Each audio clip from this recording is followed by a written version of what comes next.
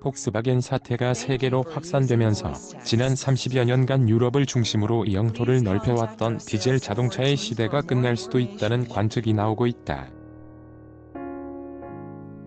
각국의 환경 규제가 계속 강화되는 가운데 이번 사태를 계기로 디젤차에 대한 감독까지 심해지면 연구개발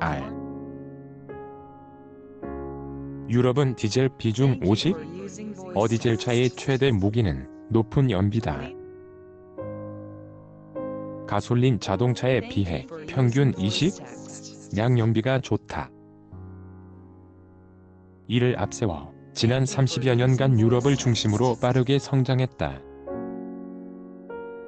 독일, 프랑스 등 서유럽 17개국 기준 신차 판매 가운데 디젤차 비중은 1980년 7월 1일 서 2010년 51.8지 올라갔다.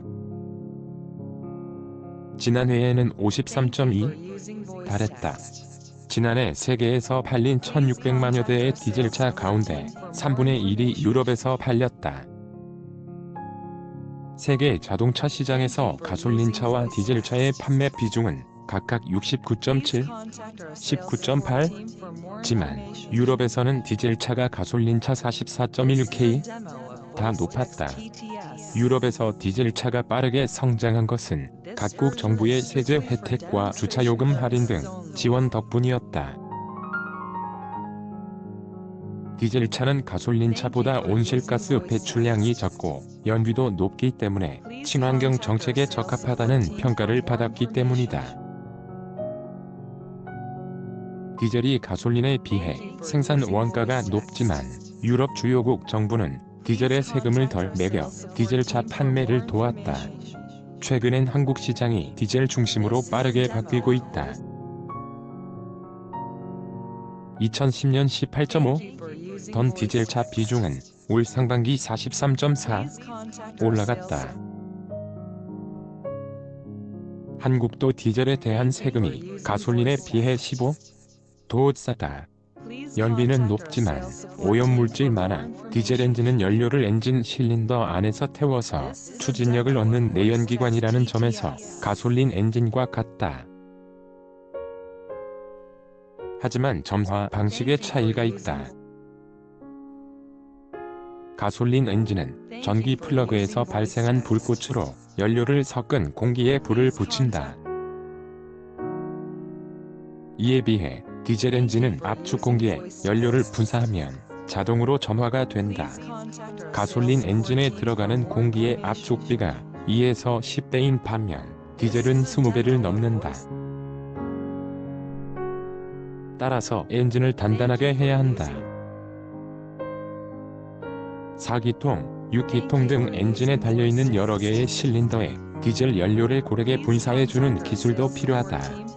이 때문에 디젤차가 가솔린차에 비해 200만원 이상 비싼 것이 일반적이다. 압축 공기를 폭발시키는 과정에서 소음과 진동이 많이 발생한다.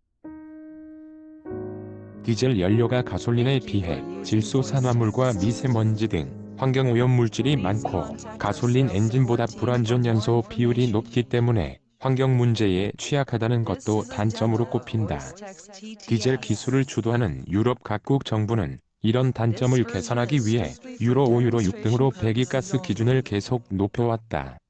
배기가스를 줄이려면 새로운 장비를 장착해야 하기 때문에 차량이 무거워져 연비와 출력은 떨어진다.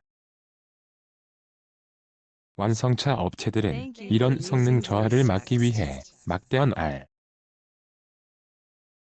폭스바겐은 검사 시 배기가스량을 줄이면서 연비도 떨어지도록 조작했다. 주행에선 배기가스 저감 장치가 작동하지 않기 때문에 배기가스도 많이 나오고 연비도 올라간다.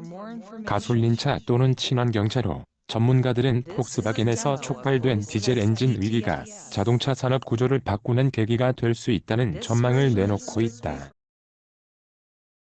최근 저유가 기조가 지속되고 있어 당분간 디젤차 시장이 위축되고 가솔린차 판매가 늘어날 수 있다는 분석이다. 맥스 워버튼 번스타인 리서치 애널리스트는 보고서에서 폭스바겐 사태가 유럽 내 디젤차 점유율을 줄이고 미국에서는 디젤차의 확산을 막는 촉매제가 될 수 있다고 내다봤다. 이번 사태가 전기차 등 친환경차 시장을 확대하는 계기가 될 것이란 관측도 있다. 이항구 산업연구원 선임연구위원은 디젤차 성장을 이끈 메이드 인 저머니 신화가 폭스바겐 사태로 큰 타격을 입게 됐다며 디젤차 규제 강화에 따라